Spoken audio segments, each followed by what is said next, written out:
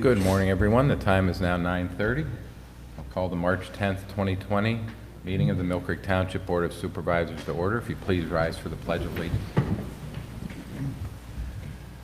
I pledge allegiance to the flag of the United States of America and to the republic for which it stands, one nation, under God, indivisible, with liberty and justice for all.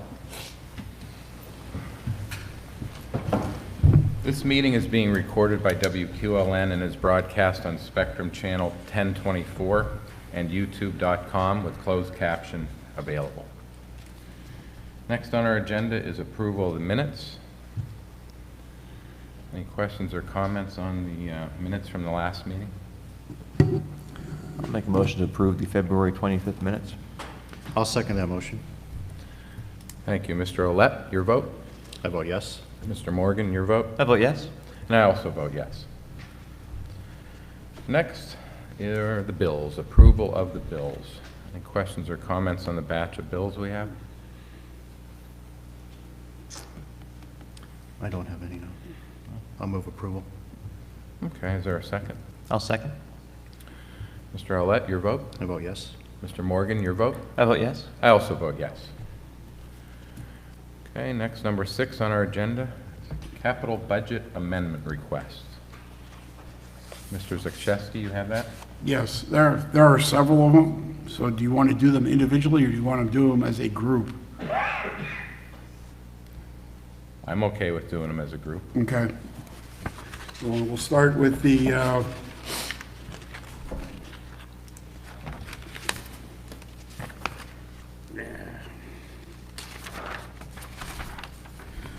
okay, the first one is for the skid steer. This was actually approved for purchase at the January 28th meeting.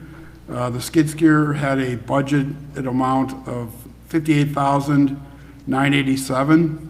The actual quote came in at $56,111.82, leaving a budget surplus of $2,875.18, which would go to reserve. The second one is, and that was for Parks and Rec. And also for Parks and Rec, now they've got a request for a John Deere mower. The capital budget amount was $55,000. The quoted amount is $56,549.25, meaning it was over budget by $1,549.25. But they're going to take the $28.75 from the skid steer reserve and apply it to the overage there, leaving them with a balance of $1,325.93 to reserve. So that's the first one. The next one is the GPS receiver and software. It has a capital budget amount of $18,500. The current bid for this portion of the project is $15,966.45, leaving $2,533.55 to reserve. And apparently there's one more piece to this project that's going to run about $1,500, so that part of that reserve will be used for the final piece of the GPS receiver and software. The next one is the police server upgrades. These were, the server was budgeted at $32,500. The server software upgrade was at $8,700. Network backup system was $15,500 with the quoted amount of $9,000. See, Windows 10 PC replacement, $7,250. The lineup of the quote ended up being a little bit different. That's why the capital budget amendment. So the server quote is $44,092. The Windows 10 licenses were $1,500. Office 365 licenses are $4,950, and application software maintenance is, these are for helping maintain the licenses on the various servers and individual machines of $12.98. When it's all said and done, there's $3,110 to go to reserve for the Windows 10 PC replacements. The next project is the shop truck for the garage. The budgeted amount was $36,000. The quoted amount is $33,985. So the excess budget is $2,015 is to go to reserve. And then finally, the lift columns and adapters, they were budgeted at $52,100. The actual quote is $49,620.20, leaving $2,479.80 to reserve. As my recommendation that the capital budget amendments be approved as stated. Mark, the next question I have is, looking back at the police software amendments, the budget amount for those PC replacements was $7,250. Looks like all we have left for that is going to be $3,110. But some of that's taken care of with the Windows 10 licenses. The PCs themselves did not need to be replaced. It's the operating system that's the biggest issue. Okay, so the original line item included the Actually, software and the actual? Yes. Okay, all right. Mr. Chairman, I'd like a motion to approve the capital budget amendments as presented. I will second. Okay. Mr. Owlett, your vote? I vote yes. Mr. Morgan, your vote? I vote yes. I also vote yes on that. Okay, next on our agenda, number 7, bids and quotes. First one is for directories, Public Services Recycling Department. Mr. Owlett? Thank you, Mr. Chairman. Request from Jessica Stutzman in the Recycling Department. Purchase up to 5 of the Polk City directories, 1 each for administration, police, planning and development, streets, and public services. The cost of these 5 books, including delivery, is $1,795. Now, each of the departments would be charged for their own copy, which would be approximately $350. And I'll do that in the form of a motion. Quick question, Mr. Earlett, or maybe a question from Matt. Is this routine purchase? You guys usually have these directories? We typically got them from another company that has gone out of business, so Polk is the new company now. But yes, we typically get a directory every year to look up property owners or... Is this an actual printed book or is it an electronic database? No, it's an actual printed book. It used to be called the Dickman directory. No, it's That was the company that we used previously, Right. yeah, but they've gone out of business.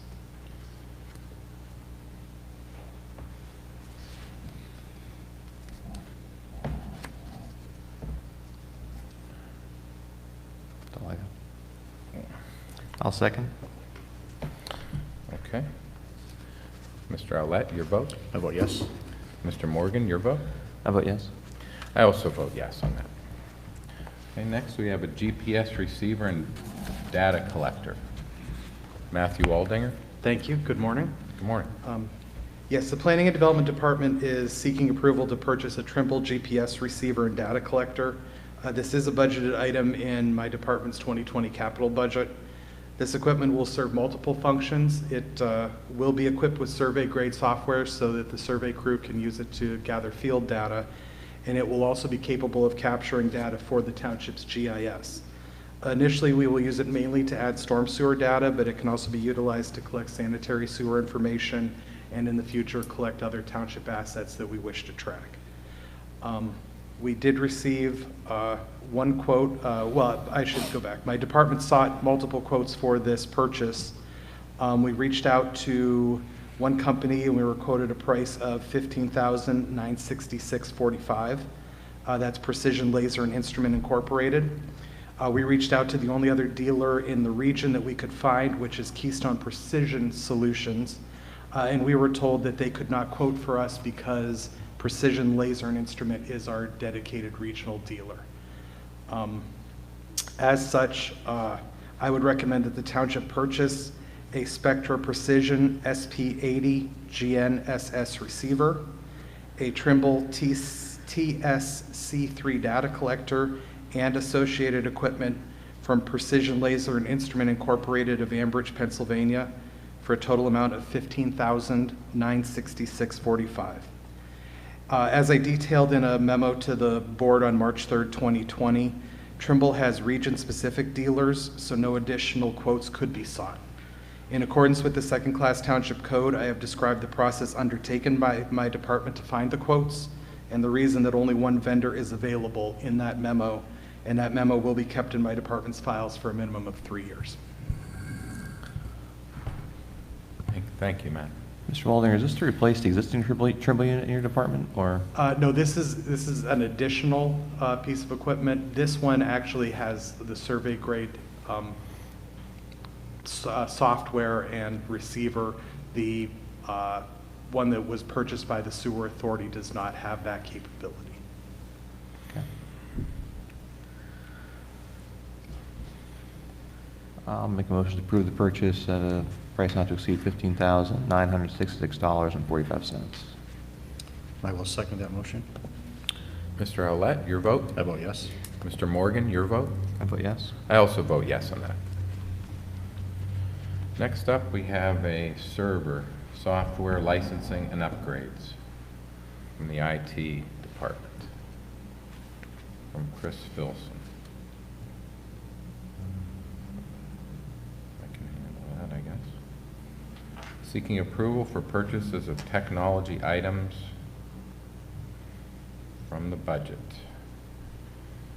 Looks like looks like it's a CoStar's vendor contract number 003-445. And it's for a server replacement, network system backup, and software maintenance, and PC replacement.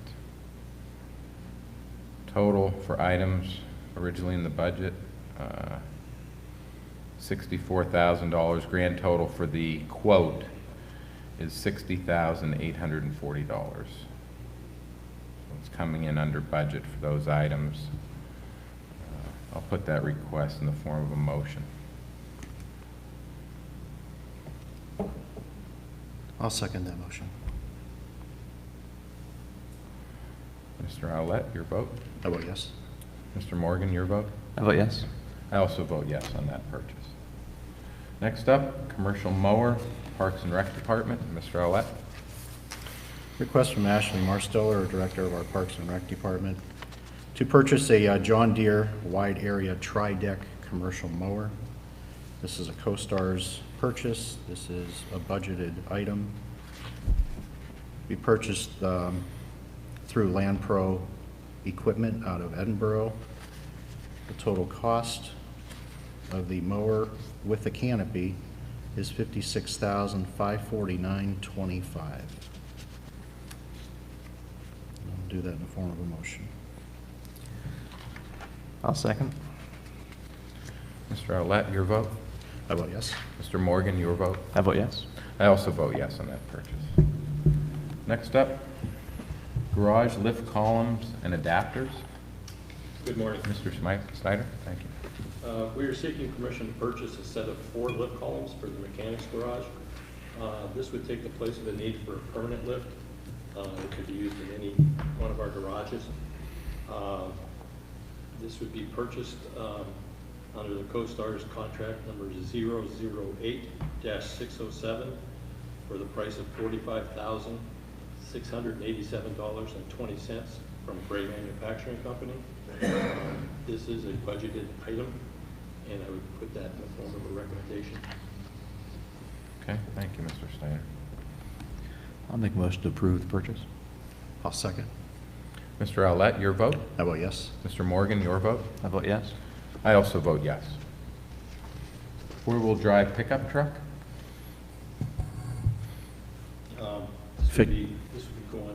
These are the adapters. Or the adapter Oh, okay. The for next that. up. I'm sorry. We had to break this out because. Okay.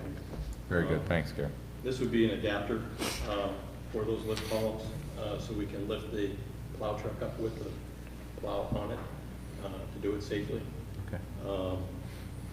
The adapter would be another CoStar's purchase, number 008-607, from Gray Equipment, Gray Manufacturing also, for the price of $3,933.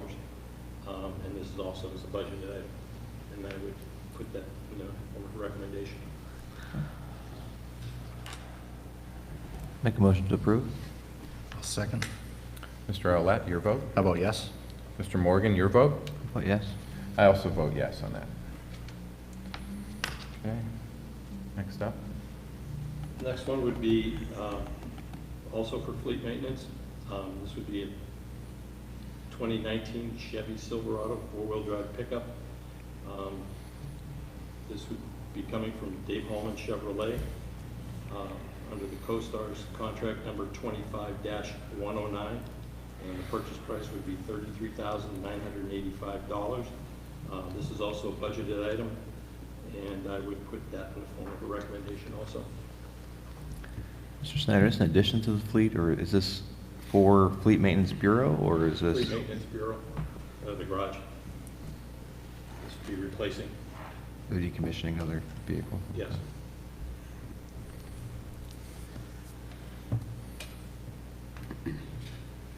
I'll make a motion to approve. I'll second that motion. Mr. Olet, your vote? How about yes? Mr. Morgan, your vote? I vote yes. I also vote yes on that purchase. Okay, next up, Gary. Next item would be a dump truck chassis for a new plow truck for the streets department. This would be a Mack single axle chassis. This would be for the chassis only, not the dump part of the truck or the plowing frame for that. This would be coming from Legacy Truck Centers. This would also be a CoStar's purchase, contract number 025022 for the price of $94,554. This is also a budgeted item, and I would also put that for a recommendation. Make a motion to approve the purchase. I'll second. Mr. Olet, your vote? How about yes? Mr. Morgan, your vote? I vote yes. I also vote yes. Next item would be a chassis for the new jetback truck. This would be a tandem axle chassis. This would also be coming from Legacy Truck Centers. It's also the CoStar's contract number 025022 for the purchase price of $131,935. This is also a budgeted item, and I would also put that in the form of a recommendation. Thank you, Gary. Is there a motion to approve that? So moved. I will second. Mr. Olet, your vote? How about yes? Mr. Morgan, your vote? I vote yes. I also vote yes. Thank you. Okay, thank you, Gary. Next up on our agenda, number 8, public hearing on proposed ordinance 2020-R-1. An ordinance of the Township of Millcreek, Erie County, PA, providing for the amendment of Chapter 145 of the Millcreek Township Code to include regulations governing small wireless communication facilities. This time I'd like to open that hearing and ask for any public comment on this. If I could, Mr. Chairman, maybe explain the ordinance first, and then Oh, we do you can want to take go over comment. that first? Yes. Okay, if you could. thank you, Mark. In January of 2019, the FCC issued a new ruling covering small wireless communications facilities. This rule made several changes to existing requirements. Upon review of the rule and our current code provisions relating to such facilities, it was determined that we needed to make amendments to bring our code into compliance with these FCC rule changes. Before you are the proposed changes based on the review of the rule and our current code. Sections 2 and 3 of the proposed ordinance would amend our existing code provisions that were inconsistent with the standards pronounced in the rule that apply to more than just small wireless facilities. Section 4 is essentially a standalone new section of the code dealing exclusively with small wireless communications facilities. These are facilities that are typically located in the right-of-way and they're either attached to existing utility poles or placed on new poles where utility poles are not available. The FCC promulgated numerous new rules, a number of which conflict with our current code provisions in the context of small wireless facilities, and we concluded it made the most sense to segregate these into a standalone section.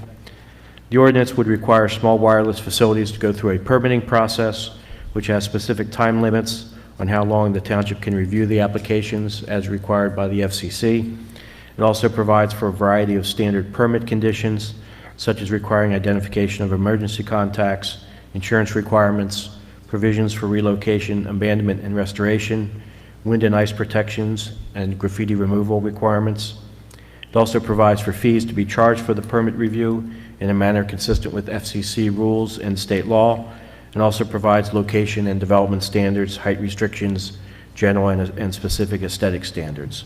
The ordinance has been submitted and reviewed by both the Township Planning Commission, which recommended passage at its March 3rd meeting, and by the County Planning Office, which agreed that the proposed ordinance is generally consistent with the Township's comprehensive plan via a letter we received dated February 11th, 2020.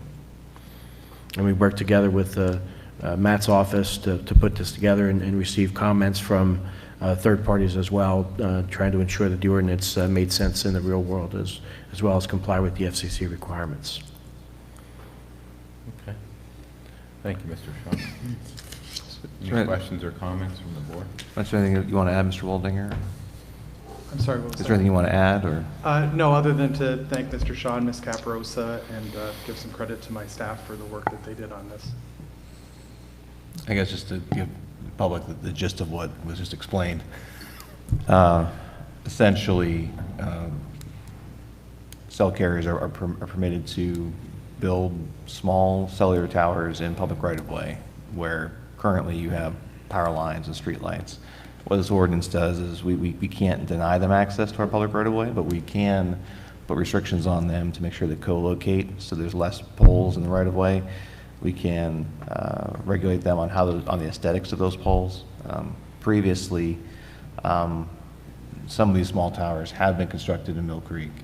We were able to make sure that those towers were designed as close as they could be to match the aesthetic of existing light poles. So that's basically, that's the gist of what we're doing today, is trying to regulate the industry to the extent that we can to minimize impacts on our neighborhoods. So. Okay. Thank you, sir. And I will now open the hearing for public comment. Anyone want to comment on this proposed ordinance? Okay. Hearing no comments, I will close the hearing and we will move on to action on ordinance 2020 R-1. Mr. Chairman, I make a motion to approve ordinance 2020 R1. I'll second. Mr. Owlett, your vote? Vote yes. Mr. Morgan, your vote? I vote yes. I also vote yes on that.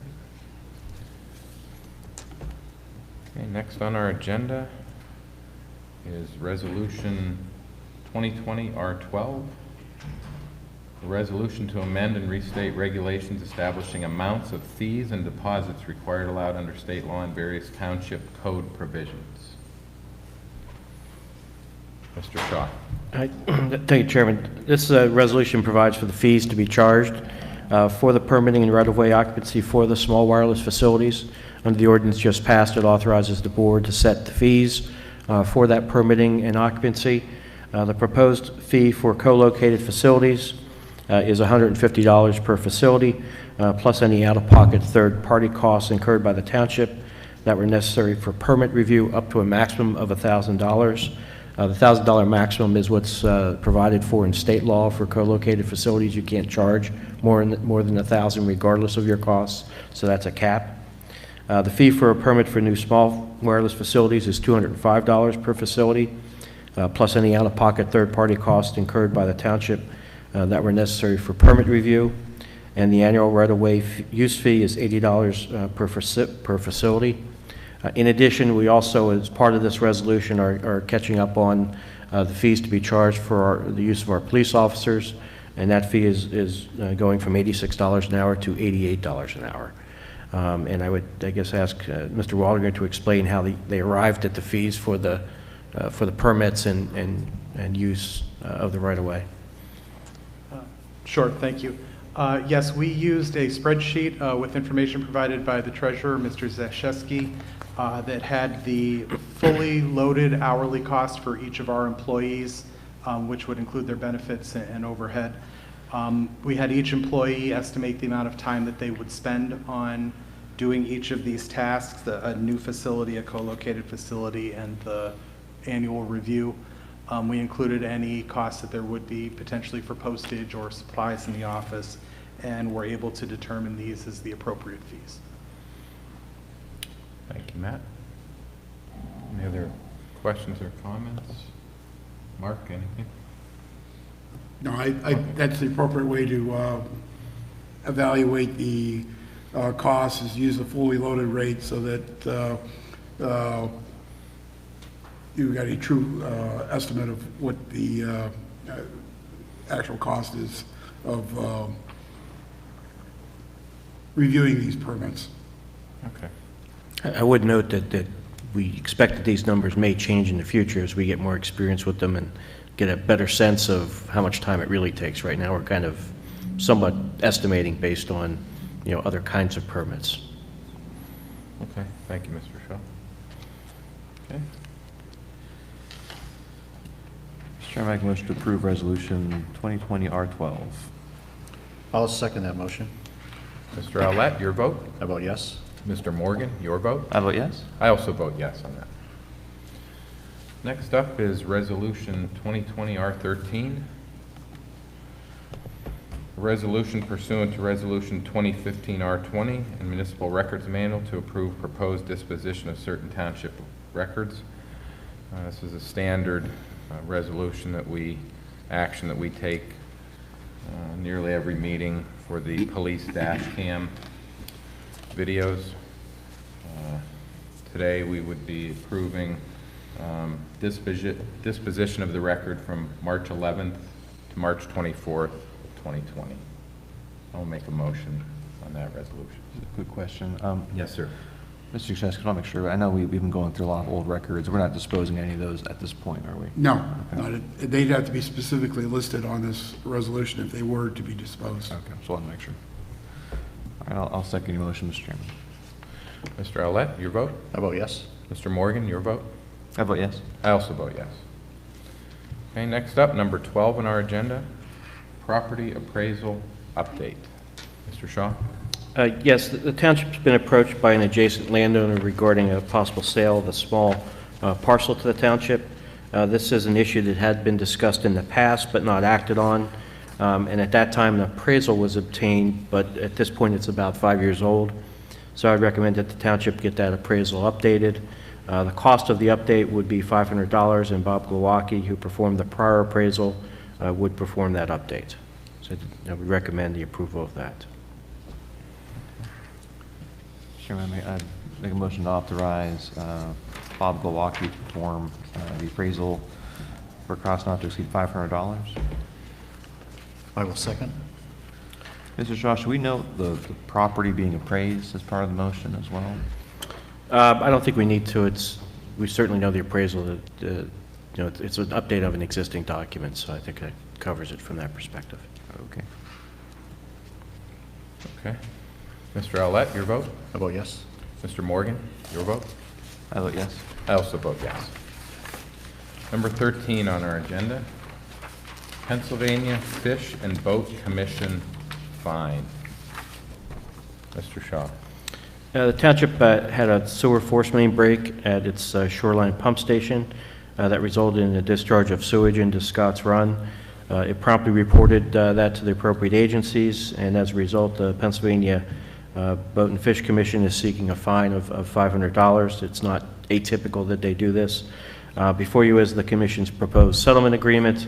It'd be my recommendation that the township approve and execute the settlement agreement and pay the fine. Mr. Shaw, so this is simply because something broke, or is it because of a failure to report in a timely fashion, or is it a routine fee for whenever the breaks actually happen? I believe it's because something broke and then the sewage got into the stream. And Mr. Snyder can clarify if he knows anything different from that perspective. Yes, we have a pressure main that goes up the hill and underneath the roller coaster. It broke, and you know, before we could get it fixed, some sewage, raw sewage had come down the hill and got into that small creek that runs into the bay. Anytime that you have that type of situation, the Fish and Boat Commission will fine you. Okay. And that's what happened here. It wasn't negligence or anything like that. It was just a mechanical failure. Okay. Thank you, Gary. I'll make a motion to approve payment of the fine.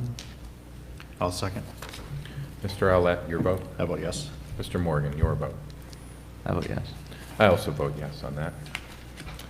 Next up is a letter of support for the Millcreek branch of the Erie County Library. Mr. Waldinger. Yes, thank you. Before you is a letter intended to be sent by the board to Ed Lupico, who is the program manager for the Pennsylvania Department of Education Keystone Grant. We were contacted by Melinda Mayer of the Erie County Planning Department, who is their grant writer. The public library is seeking a grant specifically for the Millcreek Mall branch. Their lease is up in 4 years, and they'd like to do a planning study to determine, you know, the feasibility of, or I guess the potential of what they should do at that time, if they should stay in their current site, look for new sites, expand, etc. So they were asking for the board's support to seek a $25,000 grant from the Pennsylvania Department of Education to be matched with $25,000 from the library system itself. So I would recommend that the board send this letter to Mr. Lupico. Thank you, Matt. Any questions on this? I don't have any. I just noticed, I understand it's probably a form letter from the county. Yes, it was based on a template provided by the county. There's a typo in it. So, We could correct that. yeah, I make a motion to authorize Mr. Waldinger to draft a letter of support for us to sign. And I will second that motion. Mr. Owlett, your vote? How about yes? Mr. Morgan, your vote? How about yes? I also vote yes on that. Thank you. Okay, next up on our agenda, number 15, tire collection and paper shredding day. Mr. Owlett. Yes, this is a request from Jessica Stutzman, our recycling coordinator. Millcreek Township will host the Mill Fair Tire Collection and Paper Shred Day on Saturday, May 16th from 9 until noon at the Mill Fair Compost and Recycling Center on Mill Fair Road. The event is free and open to Millcreek Township residents only.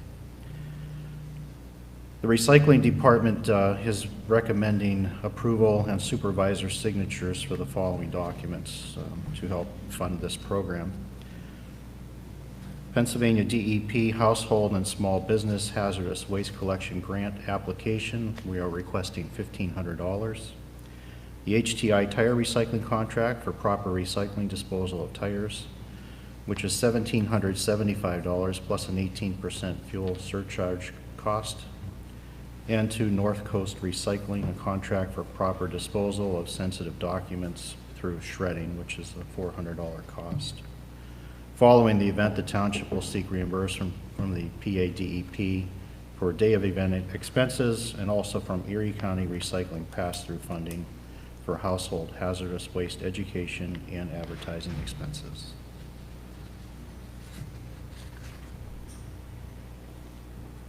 I'll make approval or make a motion for approval of this request. I'll second. Mr. Owlett, your vote? How about yes? Mr. Morgan, your vote? I vote yes. I also vote yes. Next up, communications. Any treasurer communications? Mr. Chairman, I think there's Recycling grant. recycling grant application. I thought we just covered that. Okay. This is a different grant. Oh, this is a different, I saw two recyclings. Okay, Mr. Owlett, you're going to handle that as well? Yes. Also another request from Jessica Stutzman from Recycling. All right, this grant round is a request for $350,000. It's a 90% funded by the PADEP The remaining 10% would be matched by the township. The grant application is due by March 20th. And we have about 2 years to spend the money once we receive it. This grant dollars will be used for the purchase of a new brush grinder at the Millcreek Compost Center. The cost of the new grinder is roughly about $650,000. We were previously awarded $184,490, and with the addition to this $350,000 grant and any future grant requests, the money will be put toward the purchase of the new grinder. I will make a motion to approve the grant funding request application. Okay, do I hear a second on that? This is for the Beast, correct? A new beast. The old beast will still be kept as a backup on site at the recycling center. I'll second. Mr. Owlett, your vote. How about yes? Mr. Morgan, your vote. How about yes? I also vote yes. Any other recycling information, sir? No. That's all? Not Okay. yet. Coming up. Not yet. Okay, we're under communications now, number 17, treasurer communications. Anything? Nothing further. Okay, sir. Okay, we have a hiring request from Diane Lyons, an admin. This is a new hire for our dispatch center. Mr. Chairman, Diane Lyons is requesting approval to hire Larry Acabone, thank you, as a dispatcher at the contracted rate of $19 per hour to start March 23rd, 2020. Larry comes from Millcreek Township with 21 years' experience with Pennsylvania State Police, where his duties include dispatch communications. He recently worked for Mercyhurst University as a police officer and dispatcher. Larry also served in the United States Air Force. And this is a budgeted position to replace a vacancy in the dispatch center. Okay. Is any other comments on the candidate, or? No, I don't have any. You put that in the form of a motion. I sir. suppose I'll put that in the form of a motion. I know how much you love dispatch and you're passionate about it. Now that you mention that, I will clarify once again my position that the township should be transferring our dispatching responsibilities to the Erie County Dispatch Center, as we are the only municipality in northwest Pennsylvania that maintains their own dispatch center. Yes, we're very unique in that regard. Unique is a interesting way of putting it. So I had previously voted against filling the position. Just want to note that. But since the board has made the decision as a whole to fill the position, I will make the motion to follow Ms. Lyons' recommendation to hire Larry as the new dispatcher until this board determines to eliminate the dispatch office, the dispatch department, hopefully in the very near future. Very good, sir. Appreciate your insight on that. Thank you, Mr. Chairman. I'll second that motion. Mr. Owlett, your vote. How about yes? Mr. Morgan, your vote. I vote yes. And I also vote yes on that. Okay, we have another hiring request from the streets maintenance. This also comes from Ms. Lyon, Diane requested permission to begin the process for identifying and hiring a part-time dispatch position. Oh, there were two requests, okay. Dispatch. Okay.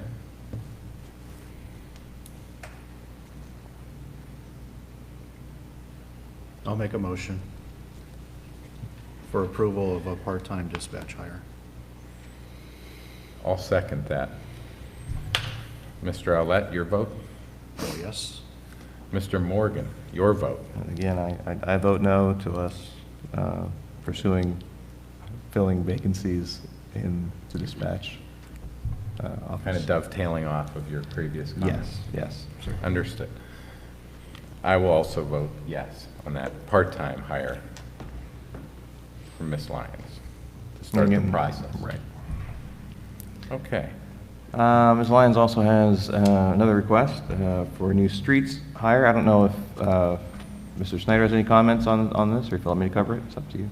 You know, we've done our interviews, and this seems to be the best candidate for our hire. All right, this is to fill a vacancy in the Streets Bureau. The gentleman's name is Matthew McMurray for the job of streets maintenance laborer at the contracted rate of $20.20 per hour to start on March 23rd, 2020. Matt comes to us with over 10 years of public work experience, including the city of Meadville, Moon Township, and Raleigh, North Carolina. He has a Class A CDL. I'll put in the form of the motion to approve the hiring of Matthew McMurray for Streets Bureau. Okay. Is this to, Gary, is this to replace a retired Yes. position? Yes. Okay, to fill a vacancy based off retirement. Okay, thank you. Okay, is there a second on it? I'll second. Mr. Olet, your vote? I vote yes. Mr. Morgan, your vote? I vote yes. I also vote yes on that hire. And the last is seasonal employee hire request. This actually comes from Ashley Marsteller, Parks and Recreation. Gentlemen, this is a comprehensive list of all the part-timers to be hired for seasonal work for the spring and summer season. Is that correct, Mr. Olet? That's correct. Okay. I'll make a motion for approval of the spring employee list. I'll second.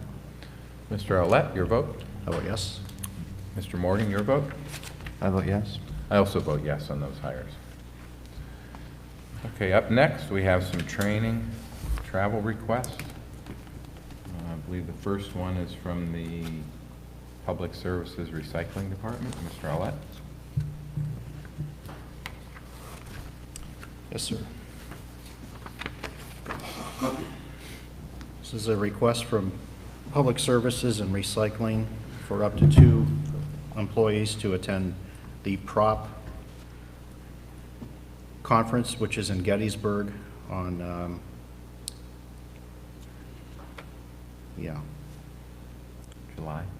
July 28th through the 31st, I believe. Yeah, July 28th through the 31st. Travel days would be July 27th and also July 31st. The conference is a budgeted item. Cost of the conference is $835. Lodging is $586. Mileage is $364. Meals and incidentals, $297. A total of $2,082. And I'll move approval of this request. Is there any reason they can't use the Equinox? The admin, it's technically the admin vehicle. I don't think there's any reason they couldn't. I mean, I understand the point, Mark, but for me, I think it's better to get a vehicle, basically lose the use of that vehicle for a week, essentially. I don't have a problem using personal vehicles for travel. I'm okay with that. This is, I believe that, isn't this an annual conference typically that they attend? I'm okay with the use of a personal vehicle on that. You made the motion, Dan? I did. I'll second. Mr. Olet, your vote? I vote yes. Mr. Morgan, your vote? I vote yes. I also vote yes. Okay. Next is it's like a Parks and Recreation Yes. conference. Request from Ashley Marstell to attend the PA Park and Recreation Society Conference. This is going to be held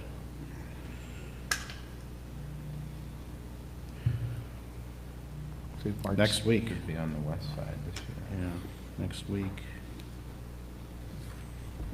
At Seven Springs, March 17th through the 20th. This is a budgeted training expense. The cost of the conference is $315. Lodging and meals are $1,012. The total cost is $1,327. And that would be the use of a township vehicle also as part of the request.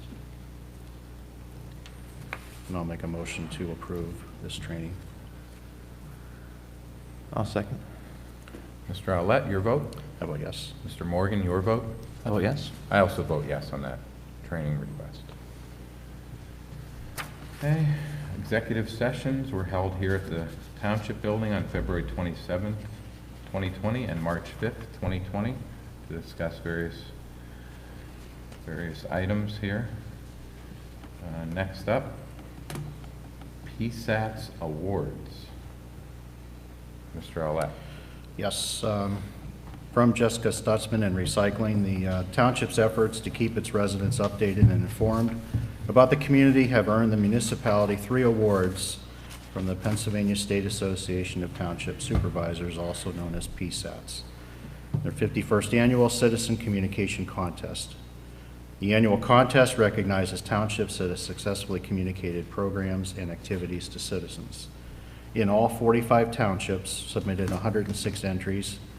Millcreek tied for 2nd place in the Other Publications category, the 2019 calendar Find Inspiration in Millcreek Township.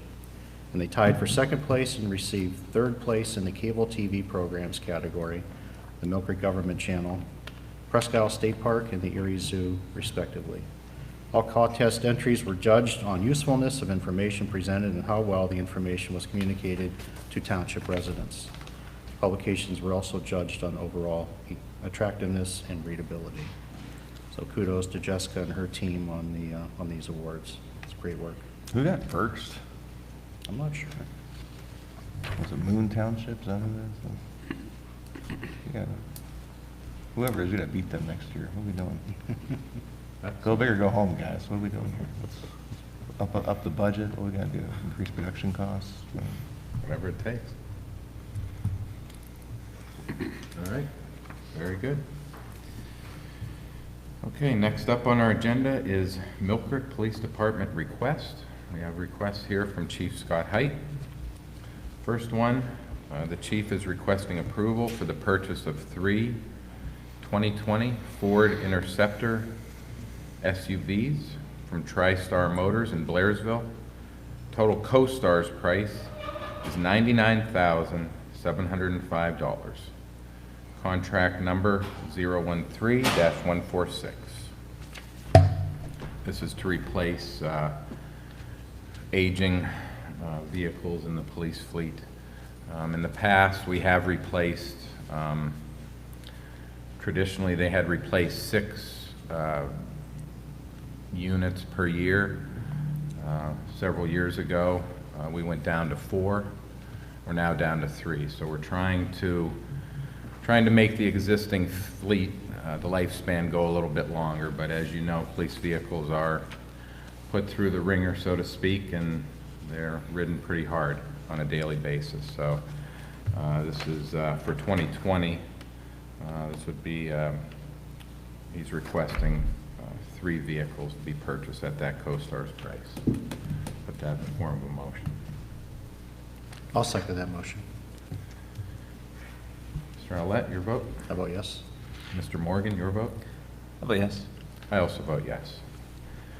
Next request from the chief is request approval for the equipment installation for the vehicles that we just approved to be completed at Team Force Incorporated of Windber, PA. There were 3 quotes obtained for the equipment to be installed in the new vehicles. There's numerous pieces of equipment. I'm not going to go over every single one, but dual gun racks, printer mount, telescoping pole, slide-out locking swing arm, just different pieces that need to be retrofitted into the new vehicles. 3 quotes were obtained. First one was from Fleet Reps, $16,070. Second quote was from PA Public Safety LLC, $15,554.49. And the low quote was from Team Force Incorporated, $14,992.40. I would like to make a motion to approve the quote from Team Force, which was the lowest quote for this equipment installation. second that motion. Mr. Arlett, your vote? I vote yes. Mr. Morgan, your vote? I vote yes. I also vote yes. Next request from Chief Scott Height is request approval for the purchase of 3 replacement mobile data terminals.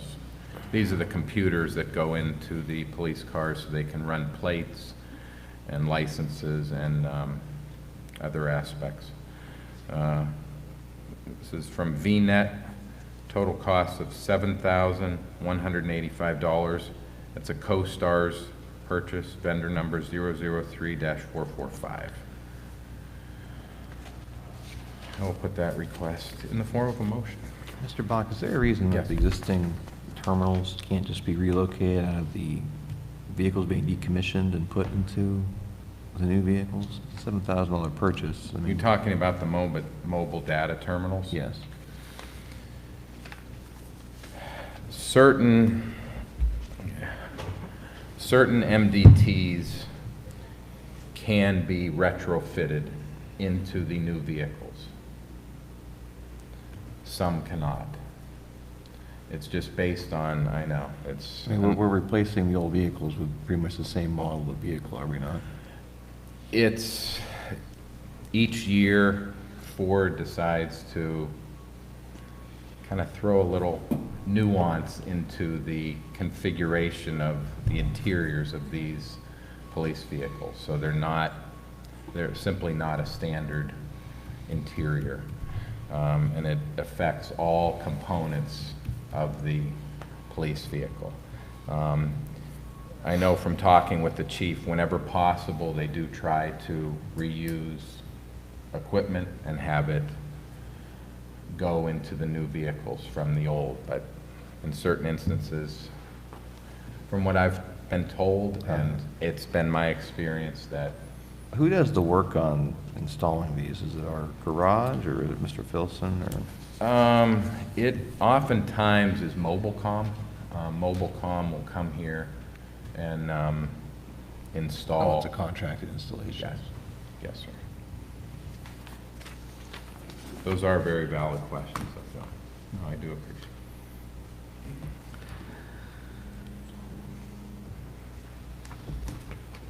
You made a motion. I did make a I will motion. second that motion. Mr. Arlett, your vote? I vote yes. Mr. Morgan, how do you vote? I'm going to vote no on that one. Okay, sir. I will vote yes on that one. Okay. Request number 4 from Chief Scott Height. Request approval for the purchase of 3 replacement mobile data terminals, mounts and keyboards from Gov Connection for a total of $600. CoStar vendor 003-025. So this is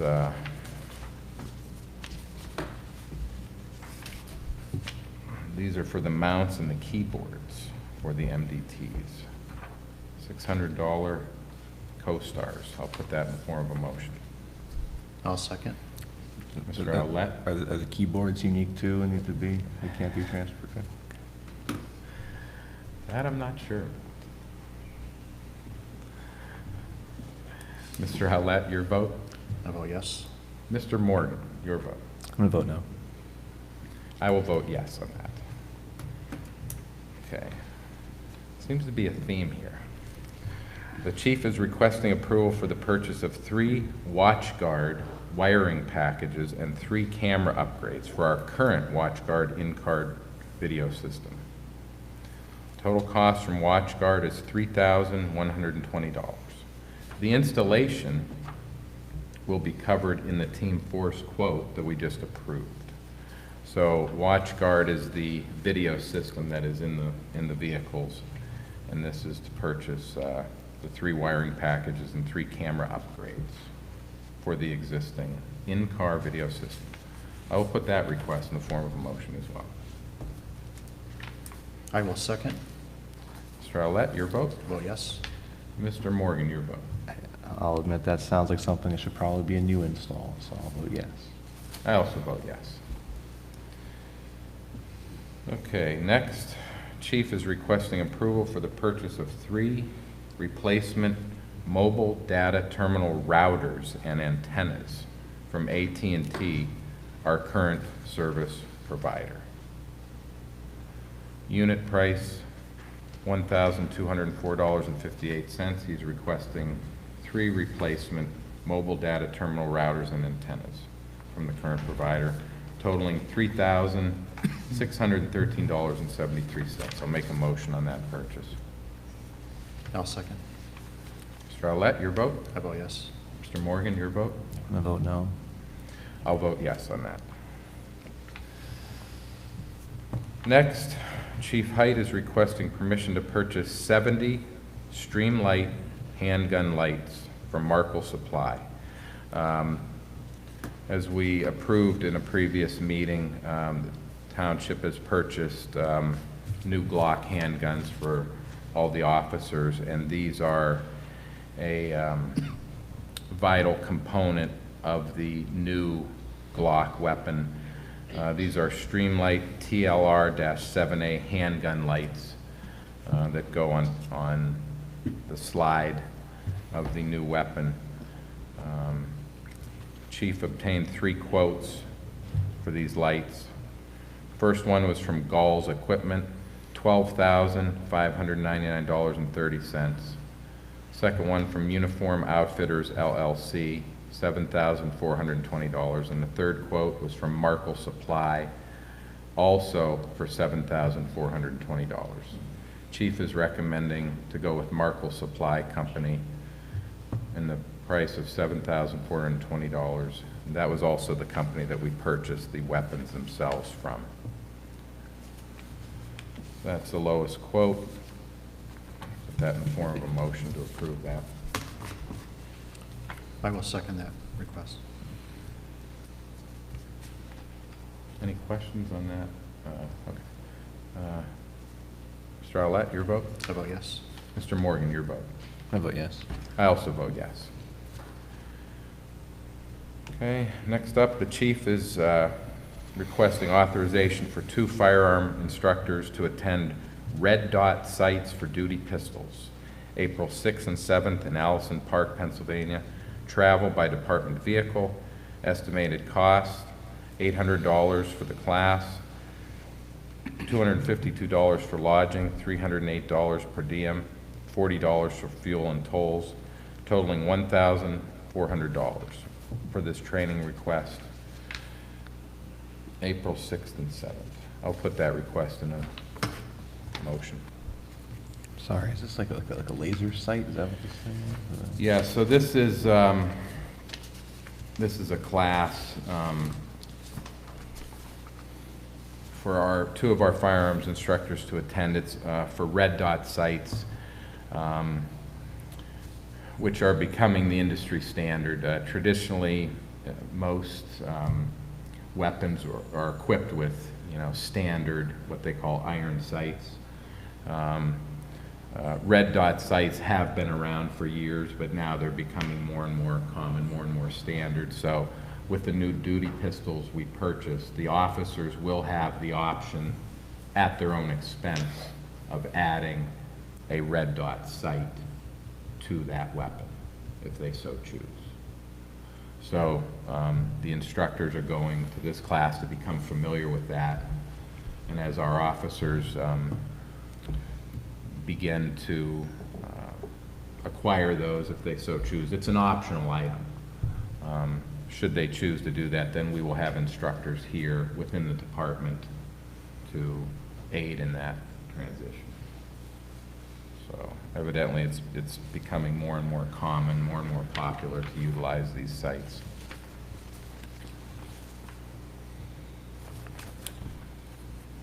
Did you make a motion? I did make a motion. I will second. Mr. Owlett, your vote? I vote yes. Mr. Morgan, your vote? I vote yes. I also vote yes. And the final request from Chief Scott Height, permission for IT Manager Chris Filson and Patrolman Buckner to attend the Pennsylvania TRAX User Group meeting at the Pennsylvania State Police Academy in Hershey on May 7th. Travel by department vehicle. Estimated cost, $113 for lodging, $248.50 for per diem, $40 for fuel, totaling $401.50. This is for TRACS, is an acronym for Traffic and Criminal Software, and that is the software that's used, being implemented in our patrol vehicles for use for accident reports and registration, license queries. So this is a request for our IT manager and Patrolman Buckner from our traffic unit to attend this training on May 7th to become familiar with this track system. I'll make a motion for that training. I will second. Mr. Olet, your vote? I vote yes. Mr. Morgan, your vote? I vote yes. I also vote yes. Okay, that's all I have for the police department. And next up, I have student ambassador report. We have both of our student ambassadors here. Welcome. Thank you. So the McDowell swim team departed this morning for their state competition this weekend after their wins at their district competition. And the McDowell robotics team competed in Chicago this past weekend, and this was an international tournament, and they actually placed 17th out of 54 teams from across the world. And in 2 weeks, they will compete again in Cleveland. The McDowell boys basketball team has continued their winning streak and is playing their second round game tomorrow and have been ranked #1 in the state. In addition to that, the McDowell girls bowling team competed and placed top 2 in a regional competition, and they will be advancing to the state championships in Pittsburgh this weekend. The McDowell speech and debate team has had 25 members qualified to the state competition that will take place this weekend in Bloomsburg, Pennsylvania. Thank you. Thank you, ladies. Appreciate that. Solicitor Communications, Mr. Shaw. Nothing additional on my end. Nothing additional, okay. Number 18 on our agenda, citizens to be heard. Do we have any citizens to be heard? Okay, sir?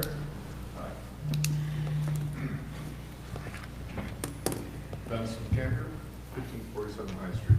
I'd like to know if and when you guys are ever going to resolve the, it's starting to look more and more like cronyism or maybe conflict of interest with the dispatch. Over the years, the supervisor's excuse was the county didn't have the ability to take over 911. They more than are capable now. It was also explained that Millcreek Police Department dispatch would resolve the employees over a period of time by attrition. Obviously, that's not the case today. Do you plan on eventually, if ever, doing anything without making this look like a conflict of interest for you guys? And resolving, because you're going to have long-term costs. And I find it ironic that we didn't want to fund or pay for EMTA because it's a double tax, or when they ask for more money. But yet we pay 911 tax on our phone bills, our cell phone bills, and as township taxpayers. So we're paying sometimes 3 times. I think the utilization of our money is not proper. Well, thanks for the commentary, but I think that what I want to stress and make sure my position is clear is I am in no way implying or hinting that there's some kind of improper positions on this board regarding dispatch. My colleagues and I have a difference of opinion on how best that service is provided in the township, and that's all it is. So I am not, and I will assert that there is no conflict of interest or cronyism happening. I trust Mr. Ouellette and Mr. Bach have their own valid reasons for their support of the dispatch center. I just happen to disagree with them, so I want to stress that. So The excuse, though, for years is the county wasn't capable. And they are. So why would we keep paying for something that twice, if not sometimes more than? This is just my viewpoint. I am not against moving our dispatch center up to the 911 center. In my opinion, I need more information. and whether that entails me, taking the initiative to get that, but after conversations with our chief, it is not as cut and dried as, okay, we shut down our center, we move it up there, 100% of the costs go away. Right, I realize. We know that's not the case. Due to requirements here from the state, my understanding from conversations with Chief Height is that we would have to maintain a presence here. We would not be dispatching, obviously, 911 calls. But keep in mind, 911 calls are only a small fraction of our calls here. So we would still need to have a terminal here, a computer scope, to run licenses, registrations, etc. Even though the officers are capable of doing that from the car, the dispatchers are still asked to do that periodically throughout their shifts. So you would still need to have personnel present here to handle a lot of those tasks, okay? So if somebody calls 833-7777 to report a crime that happened 3 days prior, we need to have personnel here to answer. That call would not be transferred to the 911 center. So even though I understand Mr. Morgan's position completely and your position regarding, saving money, a duplication of services, it's not a dollar for dollar savings in that regard. Part of my waiting on taking any action on this was to get Mr. Aulette's input, since he is new here in January, and quite honestly, it's not something we've really discussed in depth yet. Well, you're not the only supervisor, so that, but from my understanding, years ago, there was going to be an attrition process, but you just now replaced, so that's not attrition. So, I just find it, at some point, things do change or have to change. I think as a taxpayer, the perception is that we're paying more than we need to. Okay. Thank you. Thank you, sir. I appreciate it. Thank you. Okay. Any other citizens to be heard? Okay, sir. If you could sign in and state your name and address for us, please. My name is George Espy. I live in Fairview, and I'm on the board of Empower Erie. Okay, I wanted sir. to talk to you briefly about the community college. Okay, sir. I have packets and material that's related with the, well,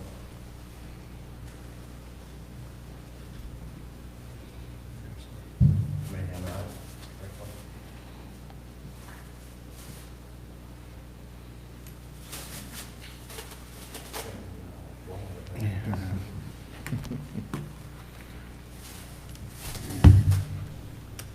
Thank you.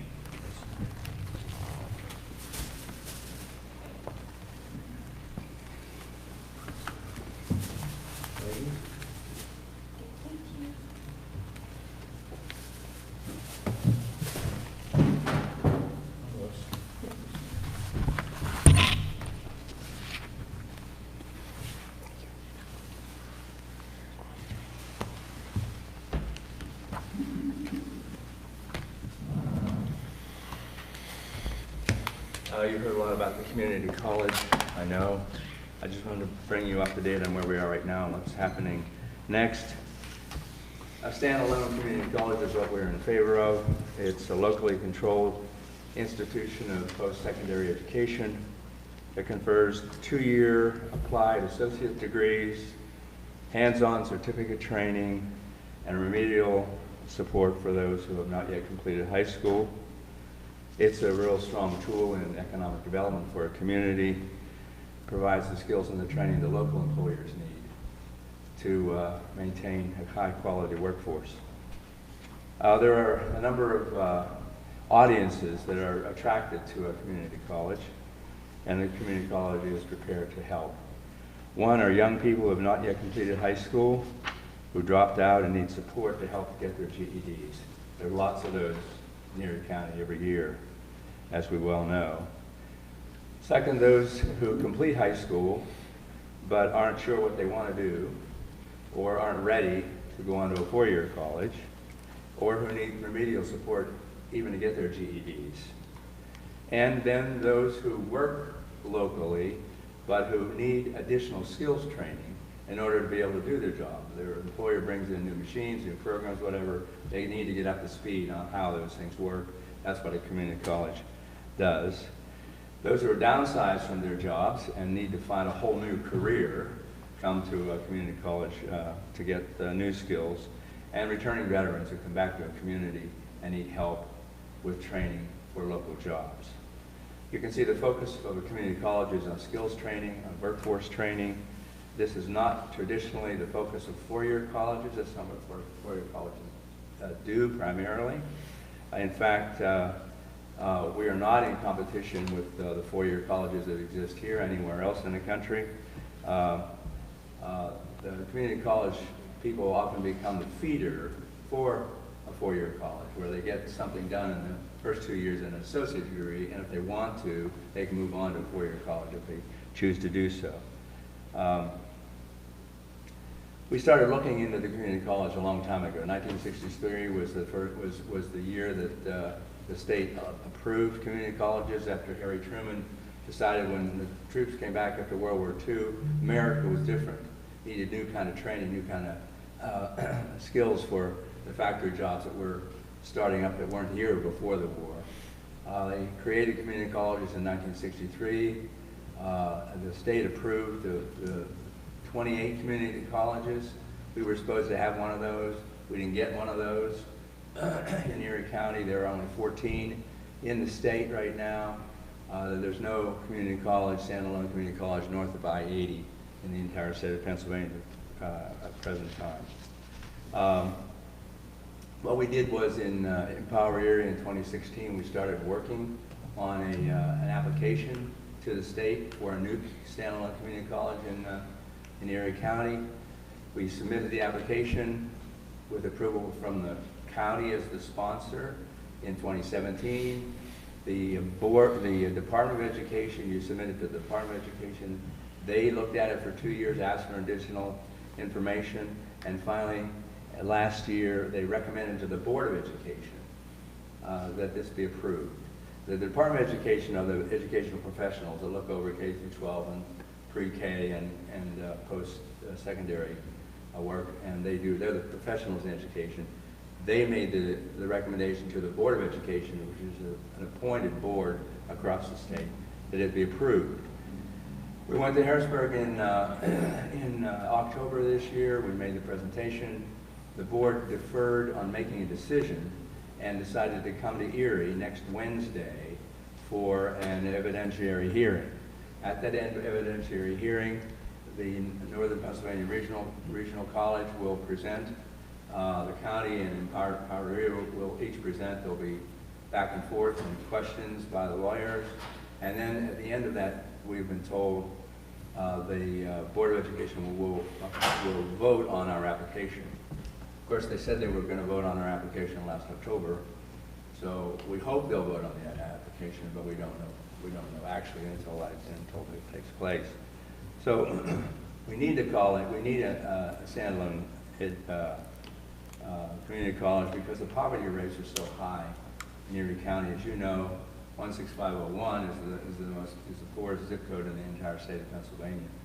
We need a pathway out of poverty for people who can't get out of poverty. Most of them don't want to be on public assistance. They want to have a job, but they don't have the skills to have a job. They maybe haven't even finished high school. So we have a poverty issue. Education is a pathway out of poverty. We also have a graying workforce in Erie County. The MBA here in town estimates that 25 to 30% of people who are currently employed in the factories, in the workplaces in Erie County will retire within the next 10 years. We need at-scale skill training to replace those workers, because if you're a company, you can't get workers, you may not just stay in Erie. Or if you're a company that's looking to come to Erie, you want to know, is there an institution that can train workers? We're the only city or county in the country of over 100,000 people that doesn't have access to a community college. The only one. Now, it doesn't make sense to us that we don't have this when we were promised this in 1963, 64, and we're still waiting for it to come. So where it stands now is, well, let me talk about funding for just a quick second. There are three sources of funding for a community college. One is the state.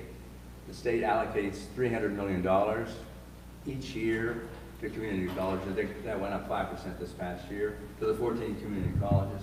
They get that money from taxes. We've been paying into that pot that's being used by all those other community foundations for 40 years, and we've gotten nothing back. It's time that we got something back.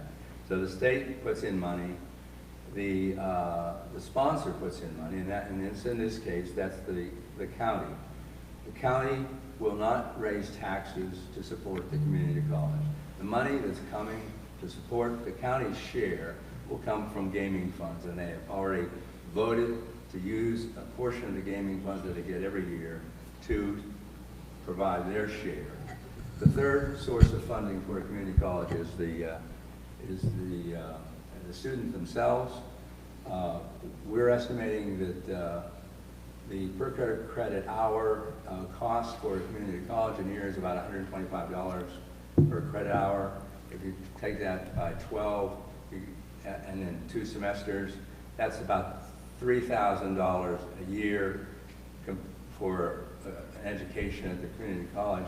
Compare that to what a private vocational school costs, or what the 4-year colleges cost.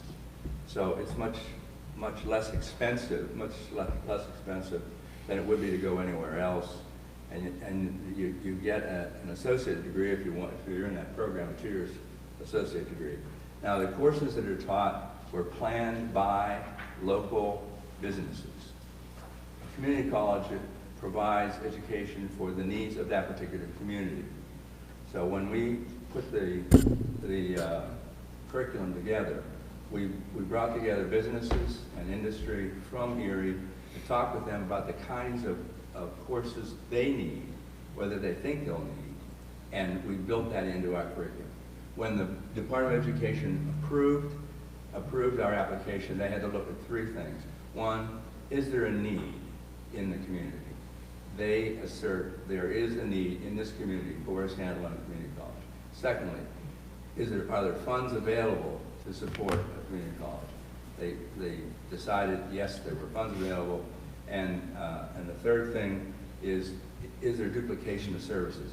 They looked at the 4-year colleges, they looked at the private schools, and they concluded there is definitely a need for a college, and we are not duplicating services that are currently being provided.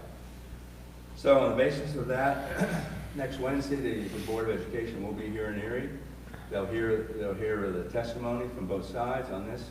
They'll make a decision. If it's approved, the county council will appoint a board with a new community college. Then the county is out of the business on this. The board then, in the first year, will look to hire a president and start to get the organization ready. In the second, and that's really, they call that year 0. In the first year that they're actually operating, we'll have 18 different courses being prepared. The estimate is that there'll be about 500 students enrolled in the first year, moving into the 5th year, between 2,500 and 3,000 students involved, and it could grow beyond that. We won't start off by buying a facility or anything like that. We'll rent something in order to be able to get everything together. When we are at a point where we outgrow wherever we rent, that's the point at which we will start to look for capital to fund that. Thank you, Mr. Espy. Yeah. Is there any, do you have any questions for him? I have a couple questions, and I understand you present, maybe you don't have them, maybe in the packet. You keep saying "we." Is Empower Erie involved in actually the operation of the community No. college if approved? No, our job, what we did was to try to help the county prepare the application. The applicant is the county of Erie. Okay. And our job was to help them and then to get the word out to people across the county about what could happen here if we had a standalone. Gotcha. Okay, because I was looking over the materials provided ahead of time, and I guess the Empower Erie has a $3.7 million grant, Yes, we do, yes. and the remainder of that will be used to for startup costs? Is that going to Startup be costs, gifted to the yes. county, or how is that? Those startup costs, you see, what happens, until you're accredited, until you graduate a 2-year degree, a program, 2 years, students cannot apply for Pell Grants. So those students can't go, like if they're going to Edinburgh or whatever, and apply for a Pell Grant to get subsidized help to pay for the college. So we put money into the grant that came from the community foundation to cover that. So in those first 2 years, students who need financial aid Okay. will get that financial aid from the grant. that So we Empower use. Erie will create a granting mechanism? Well, no, they. Because not- it's 3.7 Empower million. will essentially go out of business once this is approved. We don't continue in business. The board of the directors of the community college will be responsible for everything from that point on. We don't, Well, I guess that's my question, because Empower Erie received the grant, correct? 3.7 million? we received the grant and we turned that over to the county. Yes. Oh, okay. All right. Okay. What's the cost share? You mentioned it's the state and then the sponsor and then student fees. What's the typical kind of breakdown of the shares of that? Well, they say it's a third, but it Okay. really depends on the needs of each particular college. Mhm. The $300 million is divided up among the 14. Right. But it's really depending on their particular needs. And then there is a capital amount that's available through the state, but that is negotiated with the individual colleges. That's a separate, beyond the $300 million. There's another capital fund. In fact, one of the former governors put $10 million aside for an Erie County Community College in the RCAP funds. That's technically available to us, but you know how It's quite the rigmarole to go through. Well, Yeah. that's right. But that's for capital as well. And you mentioned gaming revenue. Is that the Gaming Revenue Authority has committed funds, or county Yes, council actually. has committed their allocation? Because county council gets a direct allocation as well. County council gets money from ECRA. Right. And they have designated the ECRA funds for the next at least 5 years to go to the community college. Okay. I mean, you might not know the answers, but is the county council no longer funding the designated community assets that they were funding out of that pot of funds? I'm not sure about the community assets. I don't really know that answer. You'd have to ask ECRA about that, or the county. Okay. So you got, I mean, the county funds like the zoo and some Right. convention center authority properties in some cases, and other major nonprofits through gaming revenue. So I'm just wondering if that's going to cut into the other assets, or if it's going to be a new. Yeah, I couldn't answer that. I don't know. Okay. Thank you very much. Thank you, sir. Appreciate it. Thank you. Okay, any other citizens to be heard? Okay, none. With that, I will make a motion for adjournment. Call for adjournment. I'll move to adjourn. Okay. So moved at 10:53 a.m. Thank you, everyone. Thanks.